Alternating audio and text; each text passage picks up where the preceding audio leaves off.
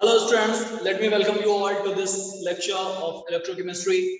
I hope this will be the last lecture. Let me finish in a quick way because now most of the things we have either we have already discussed or are quite easy. So let me begin with today's part, electrolysis of an electrolytic cell and electrolysis. So first of all candidates, let me tell you what is electrolysis. Okay, so electrolysis is breakdown of a compound, right? Or you can say conduction of a non-spontaneous reaction by using electrical energy. ठीक है, तो वो electrolytic cell में होता है, इन्हीं को हम इलेक्ट्रोलिसिस कहते हैं. In an electrolytic cell, an external voltage is used to bring about the chemical reaction. The electrochemical processes are of great importance in the laboratory and in the chemical industry. बेटा जो electrochemical processes हैं chemical industry में, 1 minute, chemical industry में हमारी day to day life में सभी जगह पर great importance के हैं. And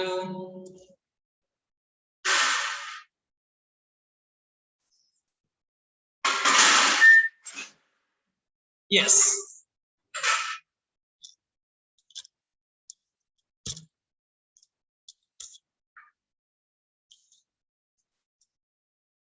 one of the simplest electrolytic cell consists of 2 copper strips. इसमें 2 कॉपर का स्ट्रिप यूज करके एक एक्वस सॉल्यूशन में DC voltage direct current pass करा सकते हैं. उससे क्या होगा कि Cu2 plus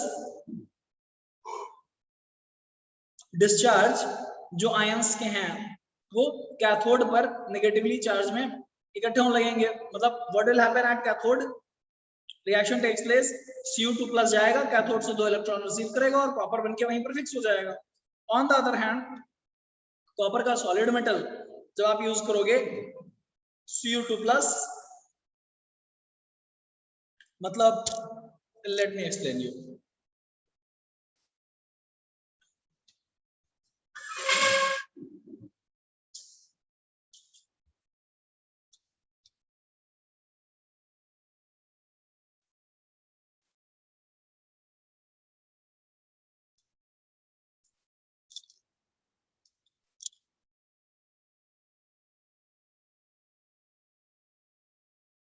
Okay, so they are saying कि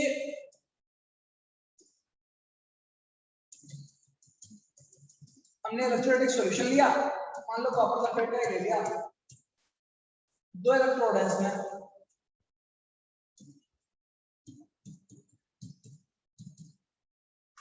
one is negatively charged and one is positively charged. इसको हम कैथोड बोलते हैं और पॉजिटिवली चार्ज वाले को एनोड बोलते हैं. तो कैथोड पर क्या रिएक्शन होगी at cathode? At cathode Cu2 plus और SO4 2 माइनस, यही तो है सॉल्यूशन में ions. Cu2 plus will go, cathode पर इलेक्ट्रॉन्स हैं वहां पर रिसीव करेगा 2 इलेक्ट्रॉन्स एंड कॉपर उनके फिक्स हो जाएगा. यहाँ पर लगातार नए और नए कॉपर मॉलिक्यूल्स, कॉपर एटम्स आकर के फिक्स होते जाएंगे. Consequently your cathode will gain weight, cathode का वेट बढ़ेगा. एनोड में क्या होगा? एनोड के कॉपर सॉलिड फॉर्म से सॉल्यूशन में जंप करेंगे Cu2 प्लस बनके, ये देखिए सॉल्यूशन में जंप करेंगे Cu2 प्लस बनके और एनोड को इलेक्ट्रॉन देते जाएंगे. यहाँ पर इलेक्ट्रॉन रिसीव हो जाएगा, पॉजिटिव चार्ज है एनोड में, राइट. सर्किट तो कंप्लीट हो गया, इलेक्ट्रिसिटी कंडक्शन हो गया. But at the same time you can observe कि कैथोड का मास डिक्रीज होता दिखेगा और एनोड का मास डिक्रीज होता दिखेगा और कैथोड का मास इंक्रीज होता दिखेगा. Cathode will gain weight, anode will lose weight. ठीक है, इतनी बात क्लियर हो गई है. नाउ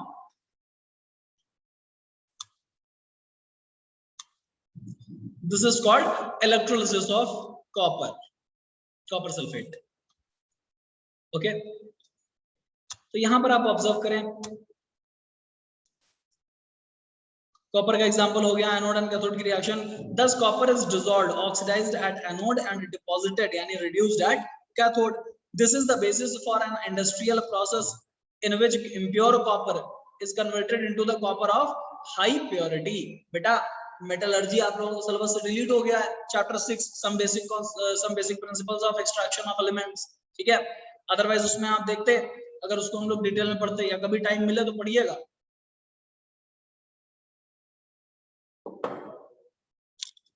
कॉपर मेटल के एक्सट्रैक्शन में, मेटलर्जिकल प्रोसेस में बहुत ज्यादा इसका हम यूज कर रहे हैं प्योरिफिकेशन के लिए, ठीक है। नाउ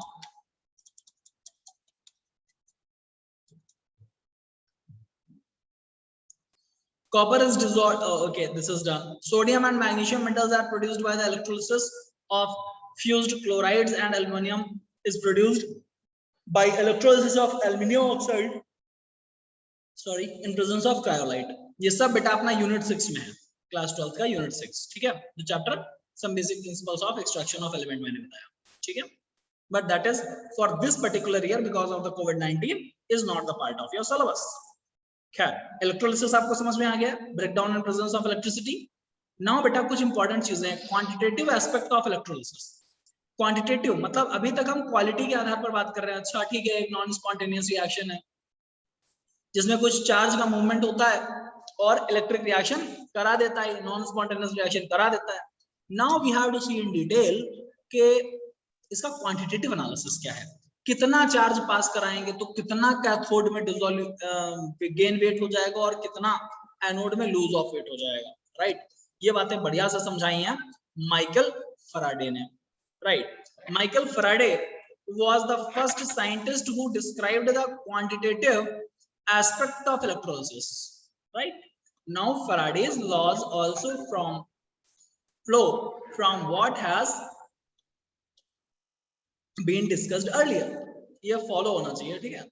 खैर, तो जो पीछे हम लोगों ने डिस्कस किया है फैराडेज लॉ, उन बातों को ही आगे बढ़ा रहे हैं, आप ऐसे समझ सकते हैं। Now let's see what are Faraday's law of electrolysis. Faraday's laws of electrolysis. After this extensive investigation on electrolysis, अभी तक हम लोग इलेक्ट्रोलिसिस ठीक ठाक लेवल पे देख चुके हैं कि भाई कैथोड से नेगेटिव चार्ज होगा, एनोड में पॉजिटिव चार्ज होगा, अंदर आयंस का मूवमेंट होगा और ओवरऑल इलेक्ट्रिसिटी कंडक्ट हो जाएगी सॉल्यूशन के द्वारा, राइट, जिसकी वजह से कुछ केमिकल चेंजेस आएंगे and the phenomena is called electrolysis.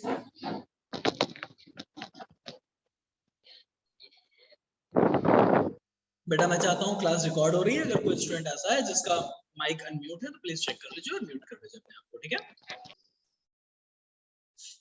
So solutions and melts of electrolysis, ठीक। Faraday published his results during 1833 and 34 in the form of following well known Faraday's two laws of electrolysis. What are these two laws? First, the amount of, very easy, अब बात को समझने की कोशिश करिएगा केवल, the amount of chemical reaction which occurs at any electrode during electrolysis by a current is proportional to the quantity of electricity passed through the electrolyte। बेटा solution से या मोल्टेन फॉर्म के इलेक्ट्रोलाइट से जितना इलेक्ट्रिसिटी प्रोड्यूस कराया है आपने, जितना इलेक्ट्रिसिटी पास कराया है आपने, राइट, उसके ऊपर ही तो डिपेंड करेगा कि what amount of reaction will be occurred at cathode और एनोड, राइट। तो this was Faraday's first law. Second thing,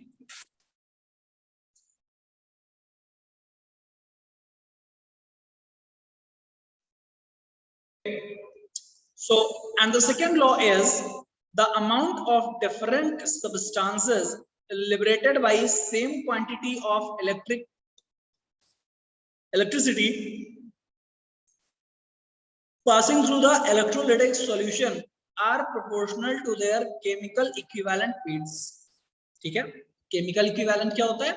atomic mass of the metal upon number of electrons required to reduce the cation of that metal। और अगर वो anode पर होने वाली reaction है तो number of electrons released by it, ऐसे करके मतलब राइट। ये केमिकल इक्विवेलेंट है। अगर आप लोगों को याद हो, जब हमने नॉर्मेलिटी पढ़ाई थी तो हमने आपको इक्विवेलेंट वेट पढ़ाया था। ओके, तो वो इक्विवेलेंट वैलेंसी के बेस्ड पर था, ये केमिकल इक्विवेलेंट है। केमिकल इक्विवेलेंट का मतलब सीधा वैलेंसी, आप यहाँ भी कह सकते हैं इसको, राइट। तो टोटल जितना इलेक्ट्रॉन वो रिसीव या रिलीज कर रहा है एनोड या कैथोड पर, depending upon the reaction, right, तो उसके अकॉर्डिंग अगर दो अलग अलग सब्सटेंस हैं, फॉर एग्जांपल आप मान लीजिए 1 मोल इलेक्ट्रॉन्स पास करा दें, तो सोडियम का तो 1 मोल रिड्यूस हो जाएगा, राइट, 1 मोल इन्हें बन जाएगा। बट मैग्नीशियम का सिर्फ हाफ मोल रिड्यूस होगा for 1 mole of electron. Understanding what I am saying? क्योंकि वहां पर 2 इलेक्ट्रॉन्स है, 2 चार्ज है उसके पास पॉजिटिव। ओके, तो इस बात को ही समझना है। और chemical equivalent is equal to atomic mass of the metal, अगर मेटल के लिए निकालना है, upon number of electrons required to reduce the cation of that particular metal. ठीक है, now let me move forward. Faraday's laws के बाद there were no constant current sources available during Faraday's time. जब Faraday ने ये law दिए थे तो कांस्टेंट करंट सोर्सेज अवेलेबल नहीं थे। The general practice was to put a coulomometer, a standard electrolytic cell, for determining the quantity of electricity passed from the amount of metal, generally silver या copper कोई conductor की तरह use करते थे, deposited over or consumed. However, coulometers are now obsolete, and we now have constant I sources available for the quantity of electricity Q passed for given by। तो आज हम formula क्या use करेंगे, Q is equal to I into T, जहां पर Q हमारा charge है जो जितनी देर के लिए हमने पास कराया, I is in ampere and T is in second. I हमारा करंट है एम्पियर्स में और T टाइम है सेकंड्स में। ऑलराइट, अब ये रिएक्शन देख लीजिए। For example, the amount of electricity required for oxidation or reduction depends on the stoichiometry or of the electrode reaction. That is, Ag plus electron gives Ag silver. 1 mole of electron is required for the reduction of 1 mole of silver ions. We know that 1 mole of electron is equal to 1 electron is equal to इतना charge 1.6021 into 10 to the power minus 19 coulomb. और अगर 1 मोल electron के ऊपर आप charge निकालें तो 1 मोल electron यानी 1 मोल into charge on 1 electron, इसका ही प्रोडक्ट आता है 1 फैराड। ठीक है, जिसको फैराडे कांस्टेंट करके हम बोल रहे थे 96,487। शॉर्ट में कैलकुलेशन से बचने के लिए 96,500 कभी-कभी यूज कर लिया जाता है। ओके, कूलाम पर मोल, इसका मतलब क्या है, कूलाम पर मोल कि इतना चार्ज उसके 1 मोल आयंस के लिए रिक्वायर्ड होगा, राइट, या इतना coulomb charge is present for 1 mole of electrons. आ रही है बात समझ में? कोई problem? This quantity of electricity is called Faraday and represented by F. All right, 1 farad is equal to 96,500 coulomb for approximate calculation. Once I put 97,487 की जगह पर 96,500 कर लिया जाता है। ध्यान रखिएगा, very important for various calculations. And 1 farad का significance क्या है? This is the charge on 1 mole of electrons. Okay, so now Mg2 plus है तो इसका 1 मोल रिड्यूस करने के लिए 2 फैराड चार्ज लगेगा। Al3 प्लस है तो उसका 1 मोल रिड्यूस करने के लिए 3 फैराड चार्ज लगेगा। आ रही है बात समझ में? This is explained over here. Now see the example 3.10. A solution of CuSO4 is electrolyzed for 10 minutes with a current of 1.5 ampere. What is the mass of copper deposited at cathode? कैसे करोगे बेटा? तो पहले तो current 10 minute के लिए पास कराइए, current into time करके आप चार्ज निकाल लो। चार्ज कितना आया? 9600 कूलाम। अब हमें पता है कि कॉपर का reaction Cu2 plus 2 electron gives Cu। यहां पर अगर 2 फैराड चार्ज हम यूज करें तो 1 मोल यानी 63 ग्राम कॉपर इकट्ठा हो जाएगा, राइट। तो for 1 coulomb 63 upon 2 into 96487, okay, and for 900 coulomb तो इंटू 900, इसको सॉल्व करने पर 0.2938 gram copper will be deposited. हाँ, इसके नीचे बेटा एक सेंटेंस में अपना आंसर लिख दिया करिए क्वेश्चन की लैंग्वेज में, that 0.2938 gram of copper will be deposited at the cathode when 1.5 ampere of the current is allowed to pass through the CuSO4 solution for 10 minutes. Okay, ऐसे लिख दोगे तो एक अच्छा इंप्रेशन पड़ता है, और टीचर भी फुल मार्क्स देने से अपने आप को रोक नहीं पाता। Okay, now let me move forward. Product of electrolysis की बात कर रहे हैं हम लोग। इलेक्ट्रोलिसिस से प्रोडक्ट हमें क्या क्या मिल सकता है? So products of electrolysis depend upon the nature of material being electrolyzed. आप electrolysis कर किसका रहे हैं इस बात के ऊपर डिपेंड करेगा ना। Product of electrolysis, type of electrodes being used. If the electrode is inert, platinum या gold का electrode है, it does not participate in the chemical reaction, acts only as source or sink for electrons. On the other hand, if the electrode is reactive, it participates in the electrode reaction. ठीक है, दूसरी तरफ बेटा अगर electrode reactive है तो वो participate करता है इलेक्ट्रोड रिएक्शन में। Thus, the products of electrolysis may be different for reactive and inert. The product of electrolysis may be different for reactive and inert electrodes. Reactive electrode के लिए अलग और inert electrode के लिए अलग हो सकता है। The product of electrolysis depend upon the different oxidizing and reducing species as well present in the electrolytic cell and their standard electrode potentials. Standard electrode potential आप लोग पढ़ चुके हैं पीछे के लेक्चर्स में। ओके, क्योंकि जैसे हमने पीछे आपको ब्राइन का इलेक्ट्रोलिसिस करके दिखाया था, NaCl का एक्वस सॉल्यूशन, तो वहां पर Na+ और H+ more than 1 cation available है। अब कैथोड के पास कौन जाएगा? तो बेटा दोनों में से जिसकी ज्यादा रिडक्शन करने की टेंडेंसी होगी यानी हाइड्रोजन जाएगा। ओके, इसी तरह से एनोड के एनायन के नाम पर हमारे पास वहां पर Cl- और OH- दोनों था, तो एनोड पर कौन जाएगा? तो एनोड पर वो जाएगा जिसका ऑक्सीडेशन होने की टेंडेंसी ज्यादा है, यानी Cl- वहां पर जा रहा था।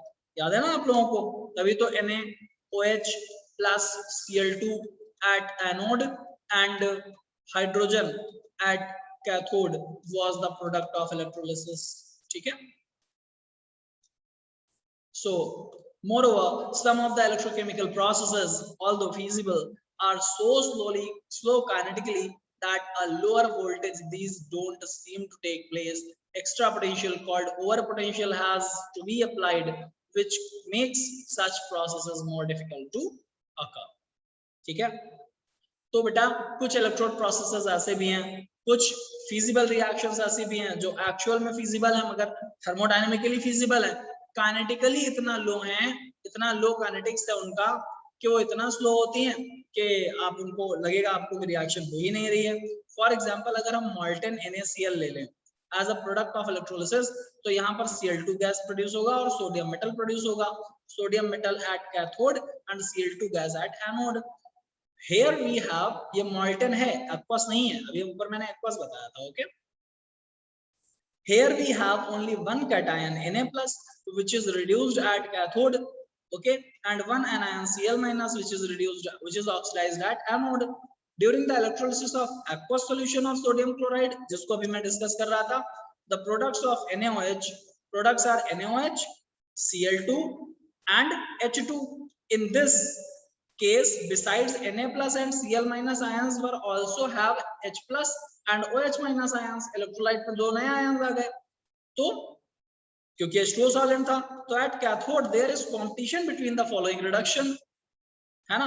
कैथोड पर फिर सोडियम और हाइड्रोजन दोनों कंपटीशन करेंगे ना जाने के लिए, और क्योंकि आप देख रहे हैं हाइड्रोजन का इलेक्ट्रोड पोटेंशियल 0 है, सोडियम का इलेक्ट्रोड पोटेंशियल माइनस में है, यानी अपना रिडक्शन कराने की टेंडेंसी ज्यादा हाइड्रोजन की है, तो हाइड्रोजन जीत गया।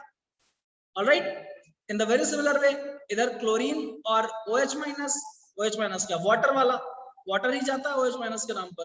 ओके, तो इन दोनों में से अपना ऑक्सीडेशन कराने की ज्यादा टेंडेंसी किसकी थी? क्लोरीन की, तो क्लोरीन जीत गया। आ रही बात समझ में? So on the basis